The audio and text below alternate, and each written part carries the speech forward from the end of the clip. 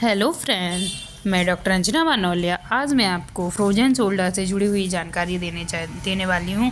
Frozen shoulder में क्या होता है, फ्रोजन शोल्डर में का मतलब ही क्या है ये भी बता रही हूँ। फ्रोजन मतलब जाम हो जाना और शोल्डर मतलब कंधा।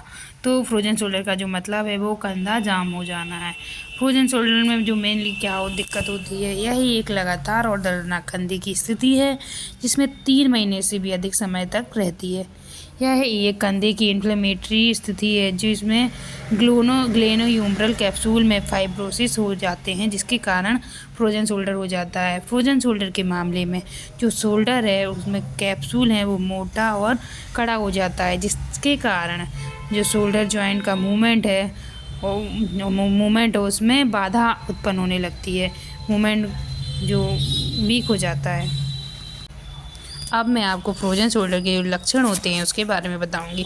फ्रोजन शोल्डर में बहुत तेज़ी वाला दर्द होता है और इसमें जो है मूवमेंट ब्लॉक हो जाता है, जिसके कारण हमें तेज़ी से दर्द होता है। अगर कोई व्यक्ति है जिसको फ्रोजन शोल्डर हो गया है तो वो अपने जो daily living activity functional activities जो करता है उसमें उसको बहुत दिक्कत होती है और दर्द होता है। जैसे कि महिलाएं हैं वो कपड़े सुखाती हैं तो उस कपड़े सुखाने वाली जो एक्टिविटीज़ में उसमें दर्द होता है। चोटी बनाने में दिक्कत होने लगती है, कपड़े पहनने में दिक्कत होने लगती है और सोते समय करवट लेते वक्त दर्दनाक तेज़ दर्द होता है, जिसकी वजह से पेशेंट को काफ़ी दिक्कत होने लगती है। अब मैं आपको फ्रोजन शोल्डर के कारण के बारे में बताऊंगी। कंधे में जो साइनोवियल फ्लूइड होता है उसमें सप्लाई कमी होने की वजह से कंधे की अगर हड्डी टूट जाए तो ये फ्रोजन शोल्डर हो सकता है।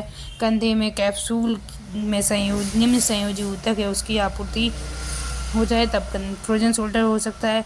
कंधे का जो गोल हिस्सा और सॉकेट जॉइंट होता है उसका कड़क हो जाना या टाइट हो जाना, जिसके कारण फ्रोजन शोल्डर हो सकता है। शोल्डर का जो साइनोवियल फ्लूइड है उसका अगर बाहर की तरफ रिसाव या बहाव होने लगे, जिसकी वजह से किसी हड्डी में इंफ्लेमेटरी कंडीशन बन रही हो, जिसकी वजह से हड्डी कमज़ोर होने लगी, इसके कारण भी फ्रोजन शोल्डर हो सकता है। डायबिटिक पेशेंट है तो उसमें फ्रोजन शोल्डर जल्दी हो सकता है। थायराइड प्रॉब्लम्स और hormonal disbalance during menopause, shoulder injury हुई हो, शोल्डर सर्जरी हुई हो, ओपन हार्ट सर्जरी हुई हो या सर्वाइकल नेक प्रॉब्लम हो, तब भी फ्रोजन शोल्डर हो सकता है। फ्रोजन शोल्डर को ठीक करने के लिए आप फिजियोथेरेपी ले सकते हैं और फिजियोथेरेपिस्ट की निगरानी में एक्सरसाइजेस करें, जिससे आपका फ्रोजन शोल्डर ठीक हो सकता है और आपको दर्द और स्टिफनेस में आराम मिलेगा। कुछ आप घर पे भी सेल्फ एक्सरसाइजेस करें, जिससे आपको अपने रेंज ऑफ मोशन में इम्प्रूवमेंट मिलेगा और आप बिना दर्द के मूवमेंट कर पाएंगे।